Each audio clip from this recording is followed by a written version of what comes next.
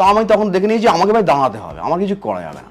আমি লোকে জমি ভাগিয়ে চাষ শুরু করলাম, সেইখান থেকে প্রফিট করতে করতে মুরগির পোল্ট্রি শুরু করলাম। একবার মুরগির পোল্ট্রিতে বিশাল ঝাড় খেলাম, মানে বিস্তার হয়ে গেছিলো, বিশাল 3খানা, একটা ফার্ম থেকে 3টে ফার্ম করেছি। একদিন সন্ধ্যেবেলা বাচ্চা ঢোকে, একদিনের বাচ্চাগুলো, তো সকালবেলা উঠে গিয়ে সব কটা বাচ্চা মরে গেছে, একটা বেড়াল ভেতরে ঢুকে গেছিলো। তারপর থেকে ওটা বন্ধ করে দিলাম, বন্ধ করে দিয়ে আমি লাইটের ব্যবসা শুরু করলাম। বিয়ে বাড়ি, কোনো অকেশন বাড়ি, বিয়ে বাড়িতে, শ্রাদ্ধ বাড়ি, যে কোনো অকেশনে লাইট ভাড়া দেওয়া শুরু করলাম। তারও করতে আমার তো টার্গেট অভিনয়, আর আমার প্রথম অভিনয়টা হচ্ছে আমি একটা মেয়ে সেজে মামার সঙ্গে অভিনয় করা। মামা তখন ভাড়া খাটতো, আর মামা অসাধারণ, কৃষ্ণনগরে। মামার নাটক, মানে কোনো পাড়ায় নাটক হবে মামাকে নিত, ভাড়া খাটতো আর কি। মামার নাটকের, আর ভীষণ ভালো গান গাইতো মামা, ছোটো মামা ভীষণ ভালো গান গাইতো।